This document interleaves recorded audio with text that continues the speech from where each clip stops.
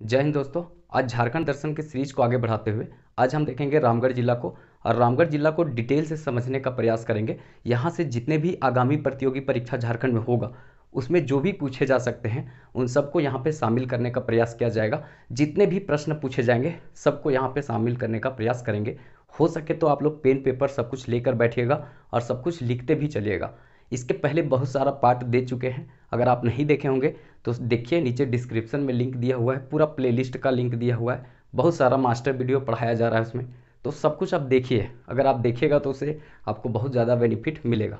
तो थोड़ा सा आप चीज़ों को देखिए, समझने का प्रयास कीजिए। हम यहाँ पे कुछ रटवाएंगे नहीं, बस चीज़ों को समझते चलिएगा, आपको बहुत लाभ मिलेगा। इस वीडियो का एकमात्र उद्देश्य है कि संपूर्ण झारखंड का दर्शन करना और एक एक जिला का विस्तार से नॉलेज प्राप्त करना, जिससे कि आगामी प्रतियोगी परीक्षा झारखंड में होगा, जैसे जेपीएससी, जेएसएससी और जितने भी एग्ज़ाम होंगे सब में बहुत काम करेगा। एक बार आप कोई भी जिला को देखिए, एक बार कोई भी जिला को आप देख लेंगे तो आपको समझ में आ जाएगा कि यहाँ पे कितना कुछ बताने का प्रयास किया गया है। चाहे इतिहास हो, शिक्षण संस्थान हो, पर्यटन स्थल हो, जिला का स्थिति अवस्थिति हो, सब बताने का प्रयास किया गया है। बस आप चीज़ों को थोड़ा देखिए। तो देखिए, सबसे पहले हम एक मैप बनाते हैं, किसका? रामगढ़ का, नहीं पूरा झारखंड का। फिर उसके बाद उसमें रामगढ़ का स्थिति अवस्थिति देखेंगे और फिर विस्तार से अध्ययन करेंगे। तो आप लोग भी एक मैप बना लीजिए, साथ साथ में बनाते चलिए, बहुत काम करेगा। एक टेम्परोरी मैप बनाइए जैसे हम बना रहे हैं, ठीक है? वैसे कोई पेंटर और कलाकार तो है नहीं कि जो एग्जैक्ट बनेगा, लेकिन एक कोशिश करना चाहिए कि एक अच्छा बने झारखंड का मैप। मान लेते हैं कि ये झारखंड है, ठीक है? थोड़े समय के लिए मान लेते हैं कि ये झारखंड है। अब ये जो झारखंड है तो इसमें देखते हैं कि सबसे पहले हम हमेशा बताते आए हैं कि इसमें प्रमंडल जो है, कितने प्रमंडल हैं? तो इसमें प्रमंडलों की संख्या पाँच पाँच है। इसमें एक पलामू प्रमंडल है यहाँ पे, ठीक है? इसका मुख्यालय कहाँ पे है? मेदिनीनगर, ठीक है? उसके बाद आपको यहाँ पे पता होगा कि एक ये प्रमंडल हो गया जो संथाल परगना, जिसका मुख्यालय कहाँ पे है? तो दुमका है, ये हो गया। फिर उसके बाद यहाँ से दामोदर नदी काटती है और इस तरह से एक प्रमंडल यहाँ पे बन जाता है, ये 3 नंबर हो जाएगा। दक्षिणी छोटा नागपुर, मुख्यालय रांची हो गया। और ये हो गया आपका 4 नंबर प्रमंडल हजारीबाग, जिसका मुख्यालय ये उत्तरी छोटा नागपुर, जिसका मुख्यालय हजारीबाग हो गया।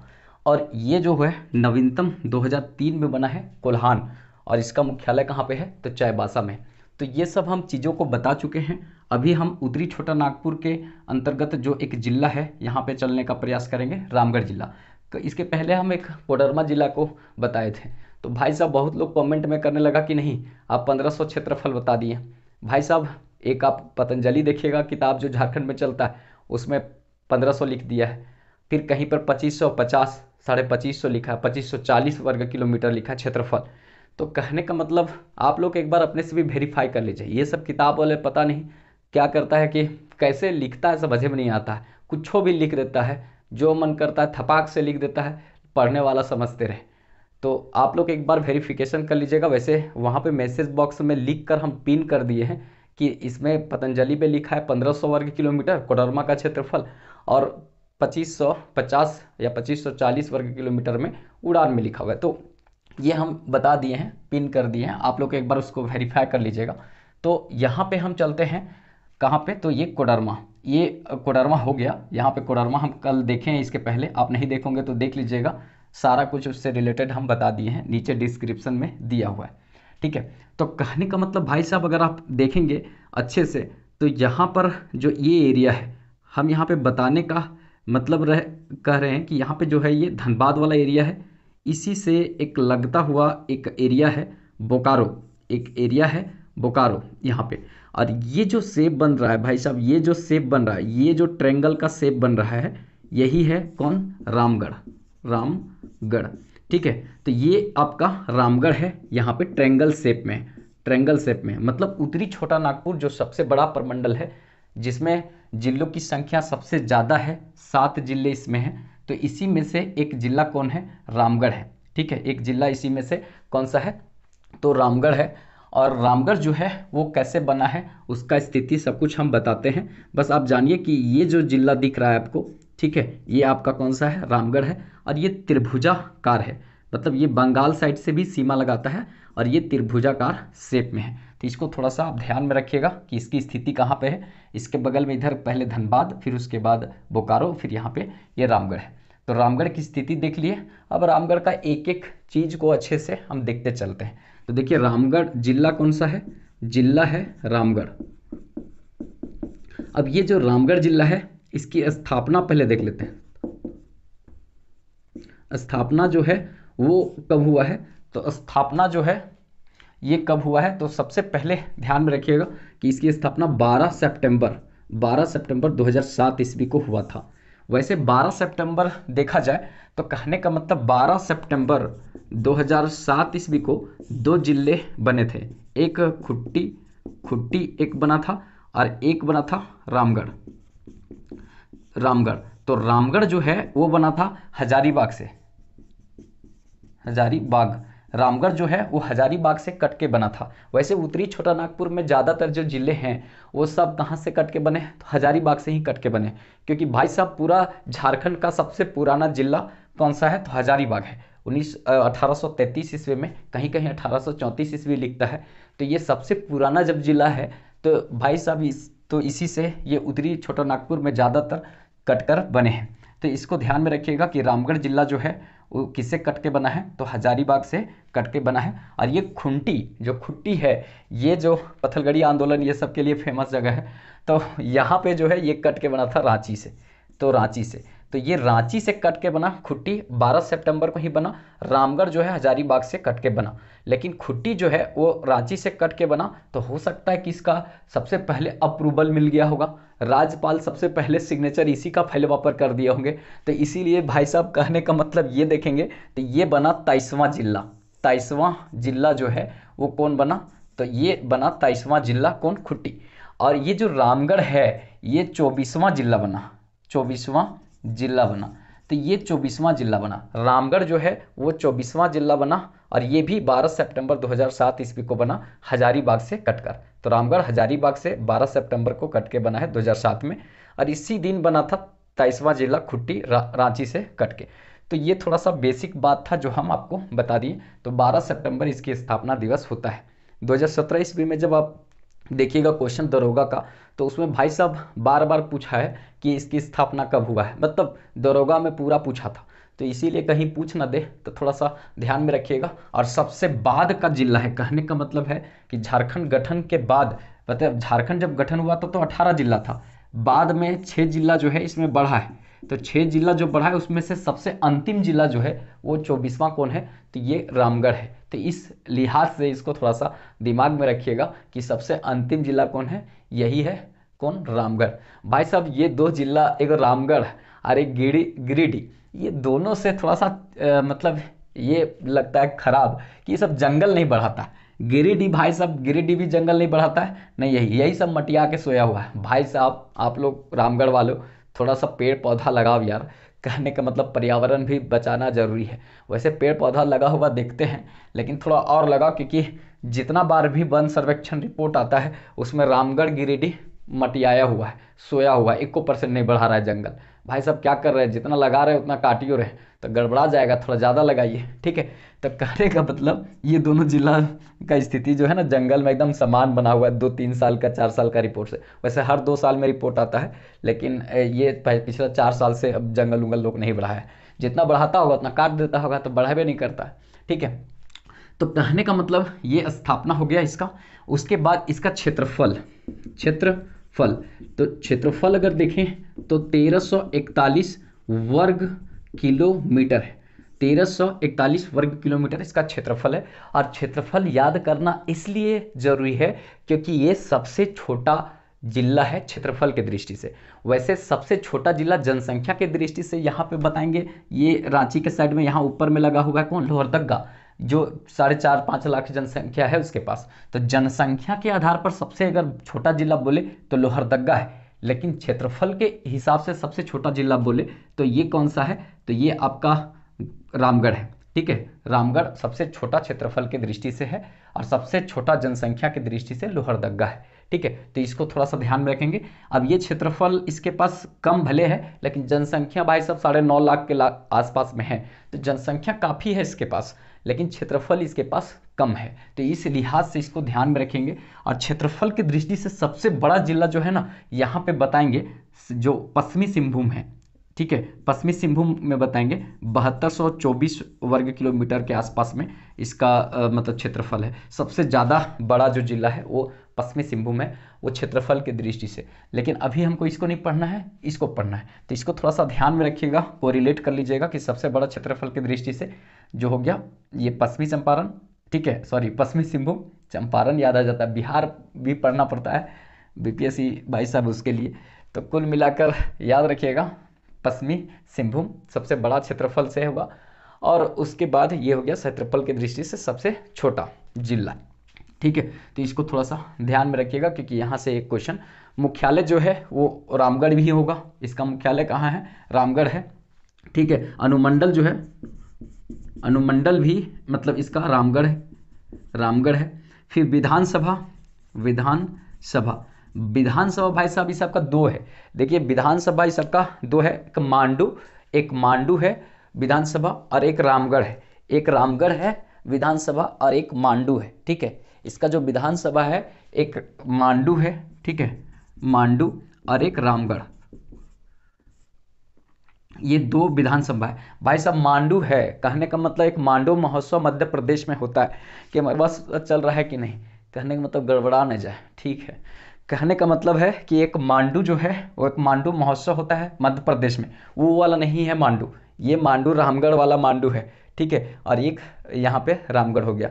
विधानसभा हो गया, लोकसभा, लोकसभा, लोकसभा अगर देखा जाए तो एक है हजारीबाग, मतलब ये इसका अपना लोकसभा नहीं है, हजारीबाग के अंतर्गत है। भाई साहब लोकसभा के सीटों की संख्या जो है ना झारखंड में 14 है, जिला 24 है, तो कहने का मतलब है कि इसका मतलब कि कोई भी जो 1 2 4 10 15 जिले ऐसे भी होंगे जो घुसे होंगे किसी और के साथ में, तो उसी तरह से रामगढ़ जो है वो किसके साथ में मर्ज किया हुआ है, हजारीबाग के साथ में मर्ज किया हुआ है। तो हजारीबाग का लोकसभा जो सीट है उसी में आता है कौन, रामगढ़ भी उसी में आता है। कहने का मतलब 24 जिला का अलग अलग मिलेगा तो 24 सीट होता, लेकिन है 14 सीट, तो इसका मतलब है कि बहुत सारे जिले का अपना लोकसभा क्षेत्र नहीं है, कहने का मतलब ये हुआ, ठीक है। तो इसको थोड़ा सा ध्यान में रखिएगा यहाँ पे।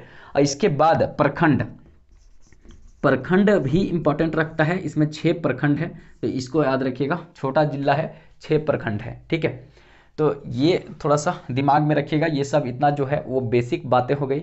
और इसका साक्षरता दर जानते हैं, बहुत अच्छा है, बोला जा सकता है अच्छा ही है, ठीक है, 73% से एबव, ठीक है, 73% से एबव लोग यहाँ पे पढ़े लिखे आपको मिल जाएंगे, ठीक है। तो इतना बातों को थोड़ा ध्यान में रखना है। रामगढ़ से, रामगढ़ का सीमा जो है वो बंगाल के क्षेत्र से भी लगता है।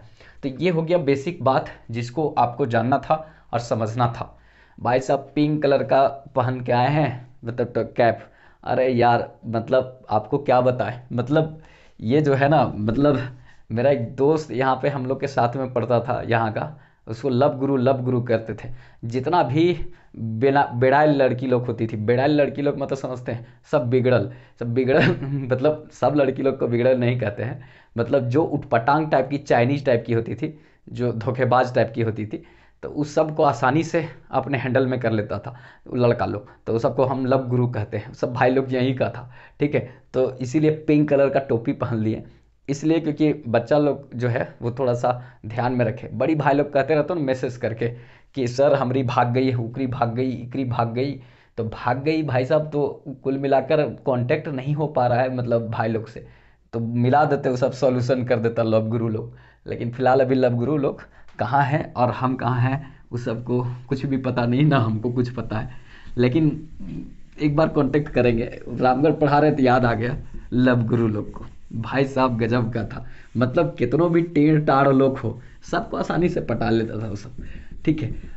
और पढ़ता था भी, ऐसा नहीं है कि नहीं पढ़ता था, पढ़ता भी था, लेकिन मतलब वो सब क्या बोले, हटाओ तो ये यहाँ तक हो गया।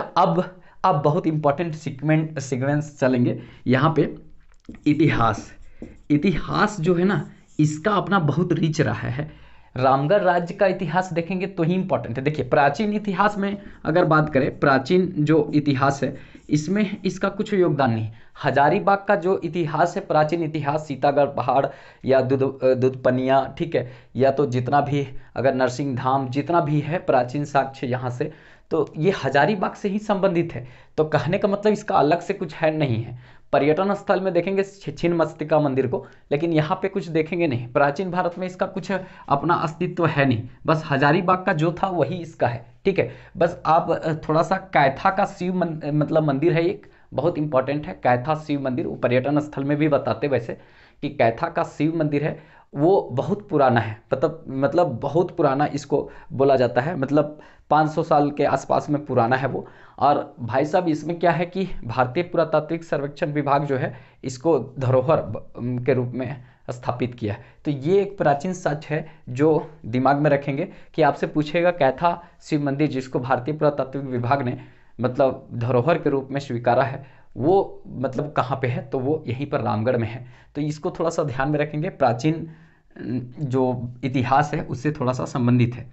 मध्यकालीन इतिहास, मध्यकालीन इतिहास में जो है वो हजारीबाग का जो इतिहास है वही इतिहास इसका है।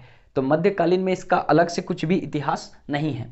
तो जब इसका कुछ भी अलग से इतिहास नहीं है तो हमको कुछ ज़्यादा पढ़ने का काम यहाँ नहीं करना है। मध्यकालीन इतिहास में जो सतगावा गांवा वाला कहानी हम सुनाए थे आपको, कहाँ पे, हजारीबाग में, फिर कोडरमा पढ़ाए तो वहाँ भी पढ़ाए। सतगावा वैसे अभी कोडरमा में है, पहले हजारीबाग में था, तो उसका कहानी इसके साथ भी जुड़ेगा क्योंकि ये हजारीबाग से ही जन्मा है। कहने मतलब हजारीबाग जो ये एरिया में ये जो आपका पड़ रहा है बड़ा सा ये वाला, ये हजारीबाग है। तो इसी हजारीबाग से इसका जन्म हुआ है, किसका, रामगढ़ का। तो कहने का मतलब इसका इतिहास जो है वो रामगढ़ का इतिहास हजारीबाग से लगता है। तो इसीलिए इसका कुछ इतिहास नहीं है। लेकिन हालांकि प्राचीन भारत और मध्यकालीन इतिहास से इसका कुछ ज़्यादा संबंध नहीं है, लेकिन इसी समय में मध्यकालीन समय और आधुनिक समय के आसपास में देखेंगे तो मध्यकालीन का जो दौर था उसी के समय में यहाँ पे देखा जाए तो एक शासन बहुत इम्पोर्टेंट चल रहा था जिसको कहते हैं रामगढ़ राज्य। तो रामगढ़ राज्य भाई साहब हमको पूरा पढ़ना है और अच्छे तरीका से समझना है, क्योंकि रामगढ़ राज्य जो है वो यहाँ से क्वेश्चन बहुत अच्छा पूछेगा और उसको बहुत अच्छा से समझना भी चाहिए। तो रामगढ़ राज्य जो है, रामगढ़ राज्य, ठीक है, रामगढ़ राज्य को हम यहाँ पे देखते हैं और इसको समझते हैं, क्योंकि रामगढ़ राज्य नाम है तो इसका काम भी रामगढ़ से संबंधित है, हजारीबाग से संबंधित है। तो रामगढ़ राज्य को डिटेल से हम देख लेते हैं और इसको हम अलग से भी कर देंगे, रामगढ़ राज्य को हम अलग से डाल देंगे, मैनेजमेंट लोग को कह देंगे भाई साहब लोग इसको काट करके अलग एक वीडियो दे देना रामगढ़ राज्य, ठीक है। तो देखिए रामगढ़ राज्य कैसे बना, इसका फाउंडेशन हुआ, हम ब्रीफ नहीं जाएंगे, लेकिन ज़रूरत जितना है आप लोग का प्रतियोगी परीक्षा में जितना पूछा जाएगा उतना बात हम करते हुए चलते हैं। तो सबसे पहले रामगढ़ राज्य कैसे अस्तित्व में आया, तो कहने का मतलब है कि आप पढ़े होंगे नागवंशी राजवंश। तो नागवंशी राजवंश झारखंड में था। कहने का मतलब ये रांची वाला साइड में, ज़्यादातर जो रांची वाला साइड था, आपको फनी मुकुट राय नाम सुने होंगे, ठीक है, सुतियाम्बे साइड में अपनी राजधानी बनाया था मानभूम के क्षेत्र में, और इस क्षेत्र में पूरा तरीका से इनका अस्तित्व था।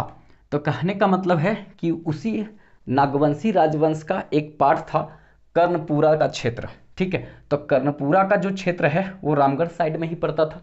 तो कर्णपुरा का जो राजा था वो थोड़ा कमजोर हो गया था। वैसे वो अधीन था किसका, तो ध्यान में रखना है कि वो अधीन था नागवंशी के अंतर्गत ही।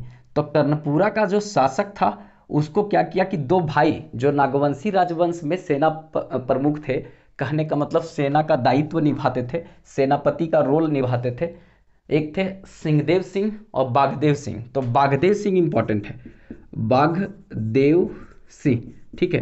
तो बागदेव सिंह जो है वो छोटा भाई थे और इनके बड़े भाई थे सिंहदेव सिंह, और ये दोनों नागवंशी राजवंश के दरबार में रहता था, सेना प्रमुख, सेना के पद पर था। तो ये सब क्या किया कि कर्णपुरा का राजा को पूरा तरीका से थूर दिया। अब कर्णपुरा का राजा को थूर दिया तो कर्णपुरा का राजा जो है उससे राज्य सिंहासन छीन लिया, और राज्य सिंहासन छीन कर मतलब 21 परगना, ठीक है, 21 परगना की दीवानी जो है ये बागदेव सिंह ने ले लिया और अपनी शासन व्यवस्था स्थापित की, जिसका नाम रामगढ़ राज्य पड़ा। तो रामगढ़ राज्य की स्थापना बागदेव सिंह और इसके बड़े भाई सिंहदेव सिंह ने किया था, और 21 परगना कर्णपुरा के राजा से छीन लिया था। और कर्णपुरा के राजा से छीनकर रामगढ़ राज्य की स्थापना बागदेव सिंह ने किया था। सिंहदेव सिंह साथ दिए थे, लेकिन बागदेव सिंह शासक बना। ठीक है, अब यहाँ पे बागदेव सिंह भाई साहब शासक बना, तो इसने क्या किया कि सबसे पहला जो है, पहला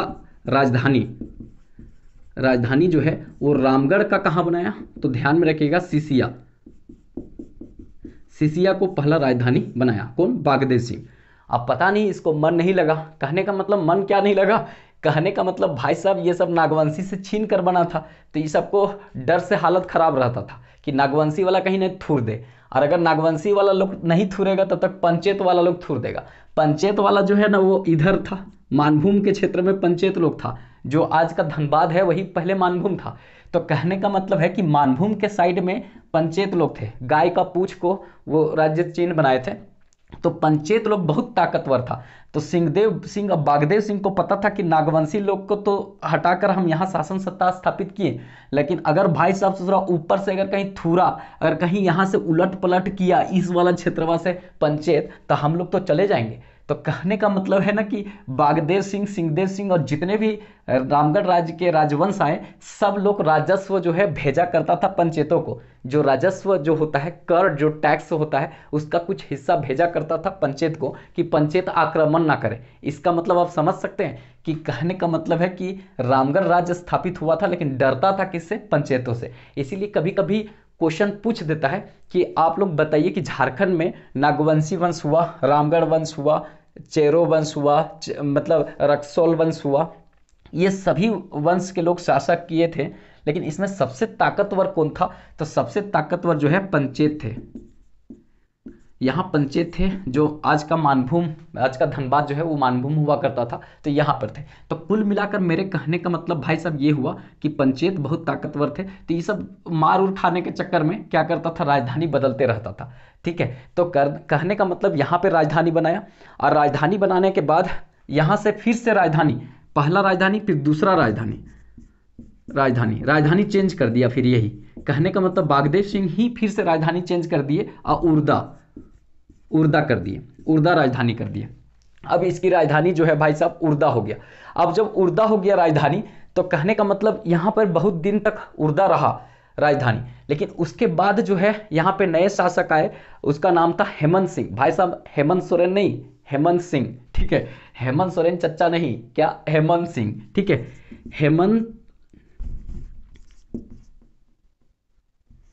हेमंत सिंह। ठीक है, अरे कहीं सुढ़ा दीजिएगा। ठीक है, कहने का मतलब हेमंत सिंह 1603 ईस्वी से 1664 ईस्वी के आसपास तक ये शासक रहा। और इम्पोर्टेंट क्यों है हेमंत सिंह, क्यों इम्पोर्टेंट है? कहने का मतलब भाई साहब ये क्या किया कि इसने भी राजधानी चेंज कर दिया। जो उर्दा राजधानी था उसको चेंज करके उसके स्थान पर किसको बना दिया? तो ये बादम। ठीक है, हरली बादम, हजारीबाग में पड़ता है हरली बादम, तो ये बादम को राजधानी बना दिया। ठीक है, तो ये बादम को राजधानी बनाया कौन? हेमंत सिंह। अब जब हेमंत सिंह बादम को बनाया, तो ये भी डर से बनाया था, क्योंकि इधर जंगलवा में कोई लोग घुसेगा नहीं पीटने पाटने के लिए। तो कहने का मतलब ये राजधानी कहाँ बना दिया? तो ये बादम को राजधानी बना दिया। अब जब बादम राजधानी बन गया, तो भाई साहब बहुत एक हिम्मत वाला आया, मतलब हेमंत सिंह के बाद आपका आया दलेल सिंह। ठीक है, दलेल सिंह। अब ये भाई साहब दलेल सिंह आया, तो दलेल सिंह क्या इंपॉर्टेंट था? तो दलेल सिंह का जो है वो 1670 ईस्वी में क्या किया कि 1670 ईस्वी में दलेल सिंह जो है कुछ दिन तक तो बादम में शासन किया, लेकिन दलेल सिंह ने अपना दिल दिखाया, और उसके बाद क्या किया कि जो राजधानी है वो कहाँ ले गया? तो रामगढ़ राजधानी ले गया। अब यहाँ पे दलेल सिंह जो है वो 1670 ईस्वी में राजधानी कहाँ ले गया? तो ये रामगढ़ ले गया। ठीक है, तो राजधानी अब कहाँ हो गया? तो रामगढ़ हो गया। तो इसको थोड़ा सा ध्यान में रखेंगे कि अब राजधानी कहाँ हो गया? रामगढ़ हो गया।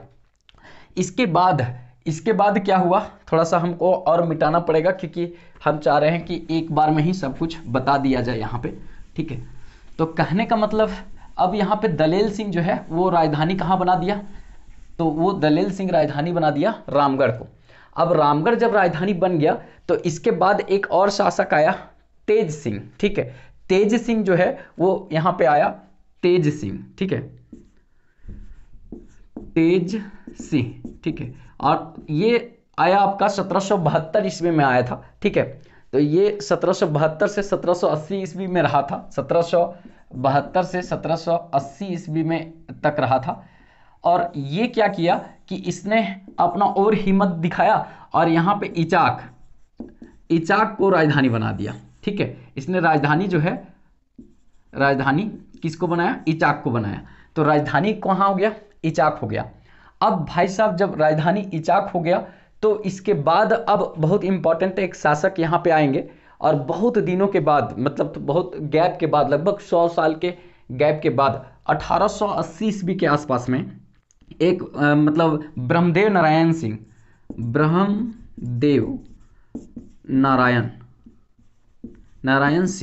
ये ब्रह्मदेव नारायण सिंह आते हैं। और ये कब आते हैं तो ध्यान में रखना है यहाँ पे 1880 ईस्वी में।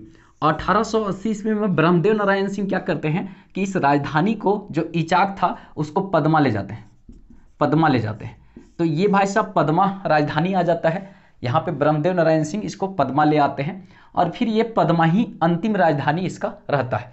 फिर इसके बाद अगर देखा जाए तो कामाख्या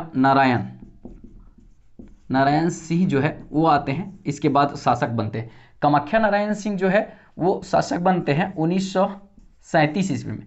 अब 1937 ईस्वी में जब कामाख्या नारायण सिंह शासक बनते हैं तो आज़ादी के बाद तक भी ये क्या करते हैं तो शासन सत्ता पर कब्जा किए हुए रहते हैं और शासन सत्ता चलाए हुए रहते हैं।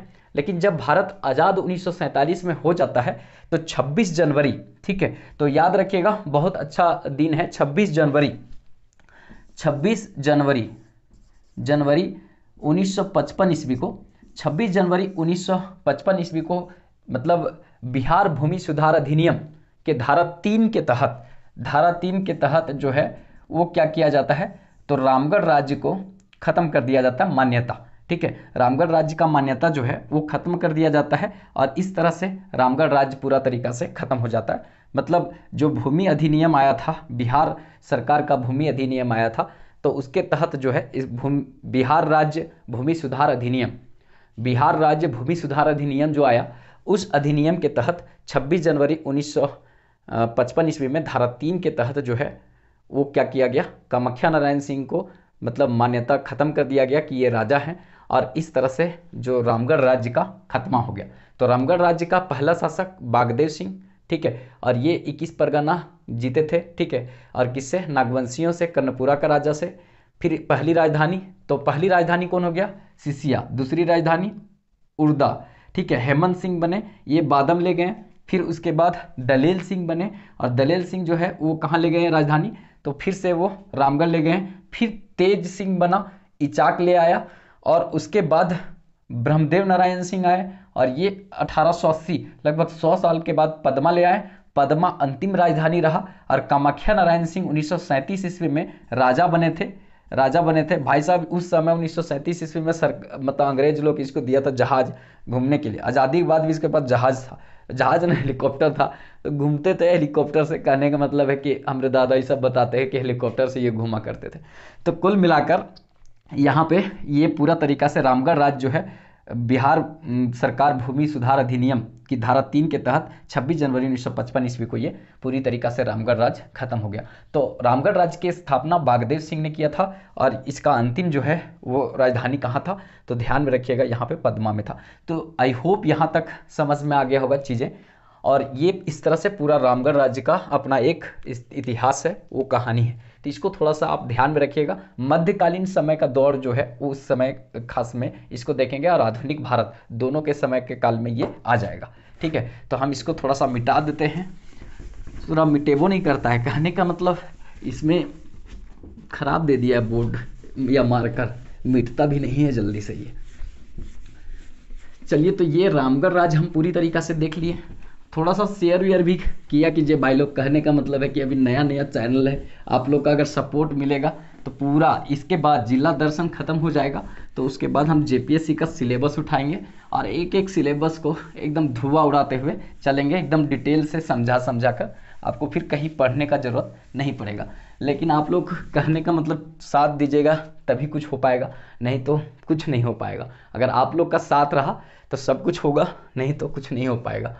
ठीक है, तो कहने का मतलब रामगढ़ राज्य से वो समझ गए। अब आधुनिक आधुनिक इतिहास में देखेंगे।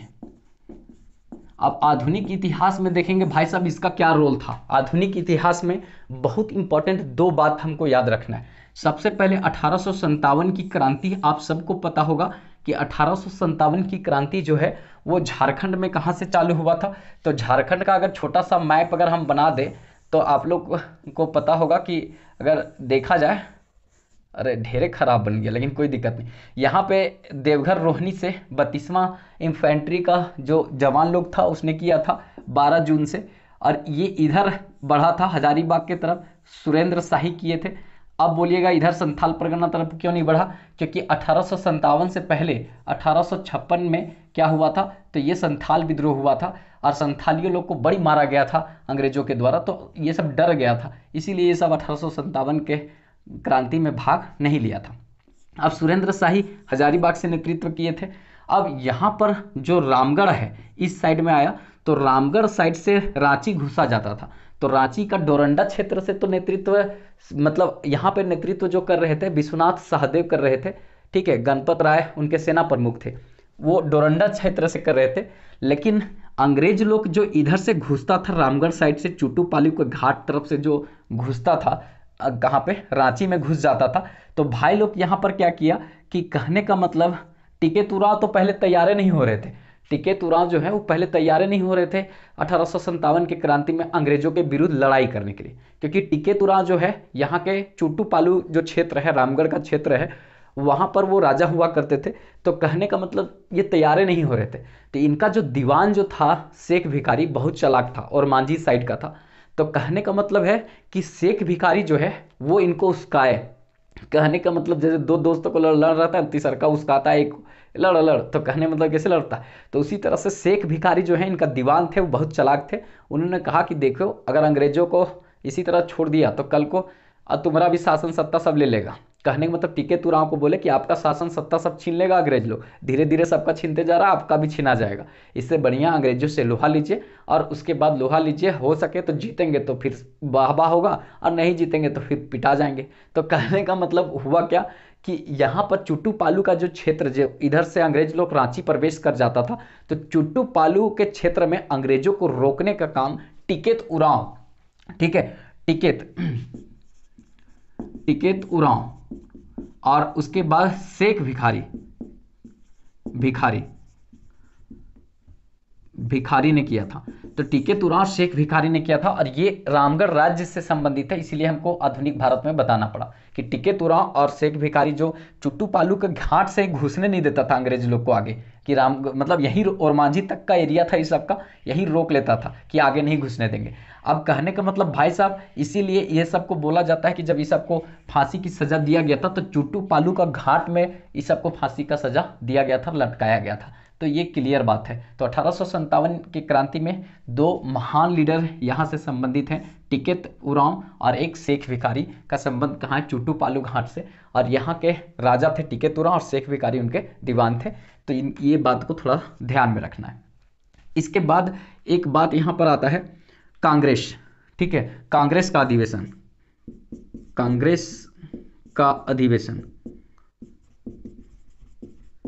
अब कांग्रेस का अधिवेशन एक बहुत इंपॉर्टेंट यहाँ हो जाता है। आपको पता है 1885 ईस्वी में कांग्रेस की स्थापना हुआ था, एम.एस. चंद्र बनर्जी के द्वारा हुआ था।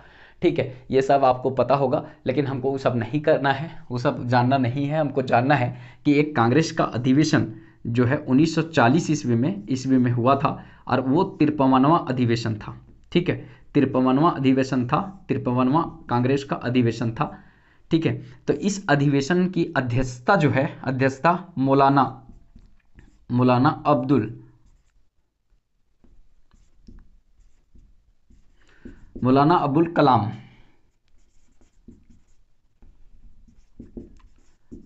कलाम ने किया था। तो मौलाना अबुल कलाम ने इसकी अध्यक्षता किया था। तो कांग्रेस अधिवेशन से 2-4 बात एकदम लिख लीजिए कि कांग्रेस का मतलब 53वां अधिवेशन हुआ था, 1940 ईस्वी में हुआ था। मौलाना अबुल कलाम आज़ाद ने इसकी अध्यक्षता किया था। स्वागत समिति के अध्यक्ष कौन थे? तो राजेंद्र प्रसाद थे। स्वागत समिति के अध्यक्ष कौन थे? राजेंद्र प्रसाद थे। जो यहाँ पर रामगढ़ में जो अधिवेशन हुआ था, पता है, मौलाना अबुल कलाम आज़ाद सबसे युवा कांग्रेस के अध्यक्ष थे। दिल्ली अधिवेशन की अध्यक्षता करने के समय जो इनका सबसे कम उम्र था, तो पूरा कांग्रेस का जितना भी अधिवेशन हुआ है उसमें सबसे कम उम्र के अधिवेशन करने वाले, अध्यक्षता करने वाले कौन थे? मौलाना अबुल कलाम आज़ाद। और यही ऐसे कांग्रेस के अध्यक्ष थे कि सबसे लंबे समय तक कांग्रेस के अध्यक्ष बने रहे थे। ठीक है, 1940 ईस्वी से 1945 ईस्वी तक ये लगातार अध्यक्ष बने रहे थे। हालांकि इसके बीच में मतलब अधिवेशन नहीं हुआ था, लेकिन अध्यक्ष यही रहे थे। तो सबसे लंबे कार्यकाल तक अध्यक्ष कौन रहे थे? तो मौलाना अबुल कलाम आज़ाद। और सबसे युवा अध्यक्ष भी मौलाना अबुल कलाम आज़ाद रहे थे। ठीक है, तो ये बात ध्यान में रखेंगे। पहले वेमएस चंद्र बनर्जी थे, पहली महिला एनी बेसेंट थी, पहली भारतीय महिला सरोजिनी नायडू थी। ये सब थोड़ा सा दिमाग में रखिए। वैसे हम भारतीय इतिहास चलेंगे तो वहाँ पे डिटेल चलेंगे, बस यहाँ पे ये चीज़ ध्यान में रखना है। अब ये अधिवेशन जो हुआ था, ये स्थान को मजहर नगर, ठीक है, नाम दिया गया था, मजहर नगर। ठीक है, मजहर नगर कहा गया था स्थान को। और इसका जो गेट था, ठीक है, गेट था उसका बिरसा, मतलब इसका जो द्वार था, द्वार बोलिए या गेट बोलिए, एक ही बात है। तो इसका जो द्वार था, इसका गेट था, उसका नाम रखा गया था बिरसा मुंडा गेट। ठीक है, बिरसा मुंडा गेट रखा गया था। स्थान का नाम मजहर नगर था। और एक बात इंपॉर्टेंट यहाँ पर दिमाग में रखना है कि फॉरवर्ड ब्लॉक की स्थापना जो किया गया है 1939 ईस्वी में। अरे कहने का मतलब भाई साहब, जो हरिपुरा अधिवेशन, त्रिपुरी अधिवेशन सुने होंगे नाम, तो यहाँ पर जो झगड़ा झंझट हुआ था ना पूरा तरीका से, तो कहने का मतलब यहाँ पे पट्टा भी सीतारामैया और सुभाष चंद्र बोस दोनों के बीच में मतभेद हो गया था। तो कहने का मतलब यही इसी कारण जो है सुभाष चंद्र बोस ने फॉरवर्ड ब्लॉक की स्थापना 1939 ईस्वी में की थी। और ये इसी अधिवेशन के थ्रू अप्रूवल हुआ था। तो इसको भी थोड़ा सा ध्यान में रखेंगे। 1939 का बात है, सुभाष चंद्र बोस। और एक रेडिकल डेमोक्रेटिक पार्टी की भी स्थापना का बात यहाँ पर आता है, M.N. राव। ठीक है, M.N. राव कौन है? थोड़ा कमेंट करके बताइएगा। M.N. राव ये कौन है? इसको थोड़ा कमेंट करके बताइएगा। M.N. राय कौन है? तो M.N. राय ने क्या किया था? रेडिकल डेमोक्रेटिक पार्टी की स्थापना भी यहीं पर किए थे, इसी अधिवेशन के दौरान। तो रेडिकल डेमोक्रेटिक पार्टी, M.N. राय। फॉरवर्ड ब्लॉक जो है वो बनाए थे कौन? सुभाष चंद्र बोस। 1939 ईस्वी में अप्रूवल यहीं से हुआ था। तो ये सब का संबंध किससे है? तो कांग्रेस अधिवेशन से संबंधित है। तो ये दो घटनाएं 1857 में टीके तुरा और शेख भिखारी, और ये मतलब कांग्रेस अधिवेशन 1940 ईस्वी में 53वां हुआ है ये। तो ये दोनों जो है आधुनिक भारत के इतिहास में रामगढ़ राज्य का एक दिखाता है कि इसका भी अस्तित्व रहा है, इसका भी संबंध इससे रहा है। आधुनिक इतिहास में के स्वतंत्रता संग्राम में इसका भी योगदान रहा है, ये बात यहाँ पे दिखाता है। तो इसको थोड़ा सा आप ध्यान में रखिएगा। और इतना ही संबंध रखता है आधुनिक भारत के इतिहास से। ठीक है, अब यहाँ पे आ जाते हैं भाई साहब रामगढ़ राज्य का खनिज, रामगढ़ राज्य का सारा कुछ, सब कुछ यहाँ पर देख लेते हैं। अब मेन जो बात था वो हम यहाँ पे देख लिए। कहने का मतलब अब यहाँ पे जो हमको देखने वाला है वो है पर्यटन स्थल। पहले देखेंगे, ठीक है, पर्यटन स्थल। तो देखिए पर्यटन स्थल में कैथा वाला तो हम बता दिए। पर्यटन स्थल में कैथा शिव मंदिर, जिसको भारतीय पुरातात्विक विभाग ने मान्यता दिया है धरोहर के रूप में, उसको बता दिए। वहाँ भी घूम सकते हैं, ठीक है, तो वहाँ भी आप घूम सकते हैं, देख सकते हैं पूरा तरीका से। फिर छिन्नमस्तिका मंदिर, छिन्नमस्तिका मंदिर भी आप देख सकते हैं यहाँ पे। उसी के पीछे एक भैरवी नदी और एक आपका दामोदर नदी। भैरवी नदी ऊपर से, जैसे दामोदर इधर से आ रही है, दामोदर, तो भैरवी नदी ऐसे करके गिरती है वहीं पर, और वहीं पर मंदिर है। तो कहने का मतलब ये भैरवी नदी ज़्यादा ऊंचाई से नहीं गिरती है, 12 से 13 मीटर फीट ऊंचा है, 12-13 फीट ऊंचा है ये जलप्रपात। तो यहाँ पे एक है रजरप्पा जलप्रपात। वैसे ये छिन्नमस्तिका मंदिर जो है ना वो रामगढ़ के रजरप्पा में है। तो जब रामगढ़ के रजरप्पा में है तो वहीं पर रजरप्पा जलप्रपात उसका नाम रखा गया है।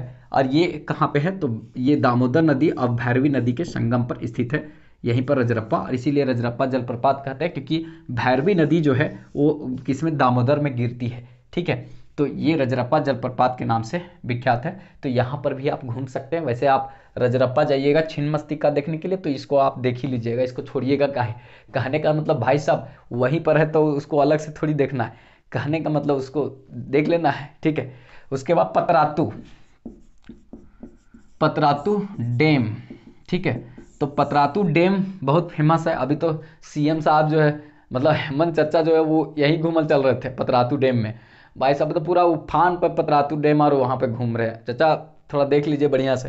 तो कहने का मतलब है कि पतरातू डैम ये बहुत फेमस है और पतरातू थर्मल पावर प्लांट भी यहाँ पे है। तो इसको भी आप देख सकते हैं क्योंकि 4000 से ज़्यादा मेगावाट क्षमता वाला यहाँ पे बनाया गया है। तो ये भी देखने वाला जगह है पतरातू डैम। हाल फिलहाल में ये बहुत चर्चे में रहा है क्योंकि एक जो मतलब शेख भिखारी मेडिकल कॉलेज जो हजारीबाग में है, वहाँ से कोई एक लड़की पूजा कुमारी करके ऐसे थी, तो वहाँ से उसको निकाला गया था पता नहीं कैसे। उसके बाद उसका जो लाश है वो शायद पतरातू डैम में ही पाया गया था, तो बहुत चर्चे में रहा था। तो कहने का मतलब ये फेमस डैम है। तो पतरातू डैम आप थोड़ा सा ध्यान में रखिएगा। शेख भिखारी मेडिकल कॉलेज हजारीबाग में है, जो मेडिकल कॉलेज खुला है, ठीक है, वो भी याद रख लीजिएगा।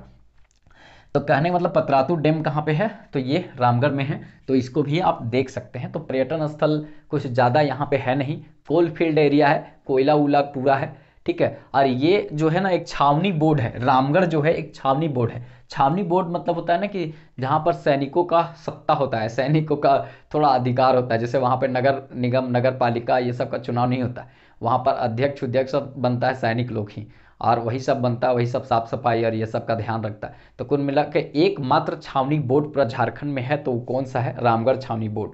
तो छावनी बोर्ड कभी पूछे, कंटेनमेंट जोन इसको बोलते हैं शायद। तो ये जो एकमात्र है कहाँ पे है, तो रामगढ़ में है। तो इसको आप थोड़ा सा ध्यान में रखिएगा, एकमात्र झारखंड का छावनी बोर्ड है। इसको भी आप घूम सकते हैं, इसमें भी कोई दिक्कत नहीं है। तो पर्यटन स्थल में आपको इतना ही बात को थोड़ा सा ध्यान में रखना है, ठीक है। उसके बाद अब आ जाते हैं हम यहाँ पे नदी। तो नदी जो है, नदी में तो कर दिए ना मतलब इम्पोर्टेंट। एक दामोदर हो गया, दामोदर हो गया, भैरवी हो गया, भैरवी हो गया, फिर एक बोकारो हो गया, बोकारो नदी हो गया, कन्हर भी नदी यहाँ पे हो जाता है, कोनार नदी, कन्हर नहीं कोनार, कोनार नदी हो गया। तो दामोदर, भैरवी मतलब बोकारो और एक कोनार नदी, ठीक है। बोकारो जलप्रपात हजारीबाग में है लेकिन बोकारो नदी वहाँ से है, ठीक है। तो ये ध्यान में रखिएगा। और कोनार भी, कोनार महोत्सव जो है वो मनाया जाता है कहाँ पे, तो हजारीबाग में। कोनार महोत्सव को पहले हम जानते थे, मतलब इसको हजारीबाग महोत्सव बाद में कर दिया गया। मतलब पहले कोनार महोत्सव था, अब हजारीबाग महोत्सव हो गया। तो ध्यान में रखिएगा, हजारीबाग महोत्सव को कोनार महोत्सव कहा जाता है और ये हजारीबाग में मनाया जाता है, ठीक है। महोत्सव जो है मनाने का जो मतलब बहुत पहले से चला आ रहा है इसमें। लेकिन यहाँ पर आप देखिएगा एक महोत्सव और मनाया गया था 2015 में, महोत्सव चालू, रजरप्पा महोत्सव। फिर उसके बाद चतरा में एक इटखोरी महोत्सव, इसी तरह से नगर उटारी महोत्सव। तो इस तरह से जो महोत्सव मनाने की परंपरा का शुरुआती सब संस्कृति सभ्यता को ध्यान में रखकर किया गया था, वो रघुवर चचा के समय में किया गया था। रघुवर चचा भाई साहब जो उस समय मुख्यमंत्री थे, मतलब 10,000 साल पहले। तो कहने का मतलब भाई साहब उसने सबसे पहले ये महोत्सव यहाँ पे चालू करवाया था, मंदिरों और संस्कृति को ध्यान में रखकर। और ये महोत्सव जो है 2015 में चालू हुआ था, रजरप्पा मतलब 2015 में चालू हुआ था इटखोरी महोत्सव से। सबसे पहला 2015 में इटखोरी महोत्सव हुआ था, जहाँ पे भद्रकाली मंदिर है, चतरा में पड़ता है वो, तो वहाँ पर हुआ था इटखोरी महोत्सव। उसके बाद फिर इधर रजरप्पा महोत्सव, नगर उटारी महोत्सव, ये सब चला। लेकिन 2015 में जो है वो महोत्सव जो है सभ्यता संस्कृति के विकास के लिए रघुवर चचा ने चालू करवाया था। तो ये ध्यान में रखिएगा, ये चालू हुआ था कहाँ से, तो ये इटखोरी से चालू हुआ था। बाद में रजरप्पा महोत्सव भी हुआ था जो यहीं पर है रामगढ़ में, तो उसके बाद हुआ था, लेकिन चालू यहाँ से नहीं हुआ था, ठीक है। तो इसको थोड़ा सा ध्यान में रखिएगा। नदी भी हो गया, पर्यटन स्थल हो गया। खनिज भाई साहब, खनिज, जो खनिज है, तो खनिज मुख्य रूप से कोयला, कोयला सबसे ज्यादा यहां पर पाया जाता है। फिर उसके बाद चूना पत्थर, चूना पत्थर, ठीक है, ये पाया जाता है। फेल्सफार, फेल्सफार पाया जाता है, ठीक है। फायर क्ले भी पाया जाता है, फेल्सफार, फायर क्ले, चूना पत्थर, ये सब। गिद्दी क्षेत्र चल जाइएगा ना, रामगढ़ का, तो वो पूरा कोलफील्ड एरिया है, कोयला पूरा है, गिद्दी उद्दी जो साइड पड़ता है जो मतलब रामगढ़ में, तो वहाँ पे पूरा तरीका से कोयला पाया जाता है। ठीक है, तो ध्यान में रखिएगा, कोयला सबसे पहले यहाँ पे पाया जाता है। कोयला का सबसे पहला खनन जो हुआ था रानीगंज कोयला क्षेत्र से हुआ था। रानीगंज, बीपीएससी इस बार पूछा था कि कोयला का सबसे पहला खनन कहाँ से हुआ था, तो रानीगंज से हुआ था। लेकिन ये रामगढ़ साइड में भी कोयला बहुत निकलता है, तो ध्यान में रखिएगा। गिद्दी उद्दी का साइड जो है वो कोयले के लिए बहुत फेमस है। और चूना भी मिलता है, फेल्स फार में मिलता है, फायर क्ले मिलता है। फायर क्ले एक प्रकार का मिट्टी होता है, जो चीनी भट्टा बनता है ना, तो चीनी भट्टा में जो चिमनी बनता है बड़ा सा, वो फायर क्ले वाला होता है। ठीक है, तो कहने का मतलब वो चीज़ थोड़ा सा ध्यान में रखिएगा। ये खनिज हो गया। अब भाई साहब एक और चीज़ बच गया, एक और बच गया यहाँ पे हमको बताना, क्या, तो उद्योग। उद्योग यहाँ पे कुछ है नहीं ज़्यादा। ठीक है, उद्योग, उद्योग जो है यहाँ पे कोयला आधारित उद्योग यहाँ पे मिल जाएगा आपको, कोयला आधारित उद्योग यहाँ पे मिल जाएगा। ठीक है, उसके बाद मतलब कि वनोत्पाद कहने का मतलब समझे कि लकड़ी कुड़ी से बनाने वाला उद्योग यहाँ पर मिल जाएगा।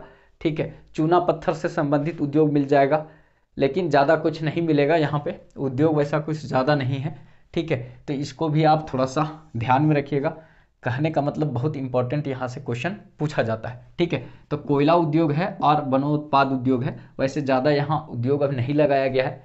ठीक है, लेकिन धीरे धीरे यहाँ उद्योग लगाया जाएगा, क्योंकि कोयला भरपूर मात्रा में है। तो जहाँ पर जलाने के लिए ईंधन पर्याप्त मात्रा में है, तो वहाँ पे इंडस्ट्री डेवलप की जा सकती है। या छोटे छोटे बहुत सारा उद्योग है जो ऑथेंटिक नहीं है, जो आपको नहीं पूछेगा। अब आपका घरवा के तरफ में कोई होगा तो नीचे लिख दीजिएगा। कहने का मतलब अगर भाई साहब यहाँ कुछ छूट जाए, एक चीज़ और बता देते हैं। ठीक है, वाहन निबंधन संख्या, वाहन निबंधन संख्या जो है, कहने का मतलब वाहन निबंधन संख्या अगर देखा जाए तो इसका 24 है। कितना है? 24। लास्ट में बना है तो 24 है। गड़िया के पीछे में जो ना मरवा लिखा रहता है, तो भाई साहब वो जो नंबर है कितना है, तो 24 है। वाहन निबंधन संख्या इसका 24 है। अब यहाँ तक जितना भी बात मुख्य रूप से जो प्रतियोगी परीक्षा में पूछा जा सकता है, उस सब को हम यहाँ पे बताने का प्रयास किए हैं। अगर आप लोग को लगे कि कुछ इंपॉर्टेंट बात और जो रह गया, नहीं बताया गया, क्योंकि देखिए मेरा तो एक ही खोपड़ी है, आप लोग के पास तो बहुत सारा खोपड़ी है, तो भाई साहब अगर लगे कि कुछ इंपॉर्टेंट चीज़ छोड़ दिए हैं जो बताने की ज़रूरत है, नहीं बताएं, ठीक है, तो करें। अभी महिला इंजीनियरिंग कॉलेज यहाँ खुल रहा है, कहने मतलब रामगढ़ में एक महिला इंजीनियरिंग कॉलेज खुल रहा है, तो ये बता दिए। दिमाग में जो आया याद आता है वो हम बता ही देते हैं। तो कहने का मतलब आप लोग को लगे कि कुछ छूट गया है और ये ज़रूरी था, ऑथेंटिक था, पूछा जाएगा, करंट अफेयर कुछ है इस जिला से संबंधित, तो नीचे कमेंट बॉक्स में पूरी तरीक़ा से आप भर दीजिए। और आप भी इस टीम का एक हिस्सा बनिए अपना नॉलेज को शेयर करने में। कहने का मतलब आपकी जानकारी अगर आप देते हैं उससे किसी को फ़ायदा मिलता है, तो ये आप, इसका मतलब आप भी अपनी जानकारी को साझा किए। तो कहने का मतलब लगे कि कुछ छूटा है तो नीचे कमेंट बॉक्स में उसको लिख दीजिए।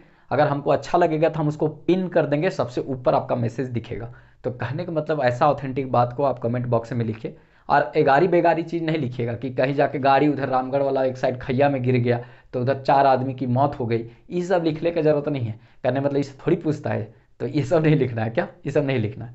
बाकी अगर आप लोग को अच्छा लगे तो एक लाइक कर दीजिएगा, और अगर सब्सक्राइब नहीं किए होंगे तो रेड वाला जो बटन दिख रहा है ना, लाल वाला, उसको मतलब दबाइए। आप चाहे जैसे भी दबाइए, आप जो मन करे उसमें आप नटुआ नृत्य कीजिए या कुछ कीजिए, लेकिन वो दब जाना चाहिए भाई साहब, वो दब जाना चाहिए। मतलब पुरुष वाला लोग नटुआ नृत्य करता है झारखंड में, तो वो कीजिए, या छऊ नृत्य कीजिए, जो मन करे, या आप उस पर कर्मा डांस कीजिए। ठीक है, जो करने के का काम कीजिए, लेकिन उस दबा दीजिए, कम से कम दब जाना चाहिए। ठीक है, और थोड़ा दोस्त यार को शेयर कीजिए। अभी नया नया चैनल है, अगर आप लोग का सपोर्ट और सहयोग मिलेगा तो हम बहुत कुछ यहाँ देने वाले हैं। मेरा टीम पूरा खुशी से काम करेगा, बस आप लोग का थोड़ा सपोर्ट का मुझे बहुत इंतज़ार है। देखते कब तक मिलता है। चलिए फिर मिलेंगे नेक्स्ट वीडियो में, तब तक।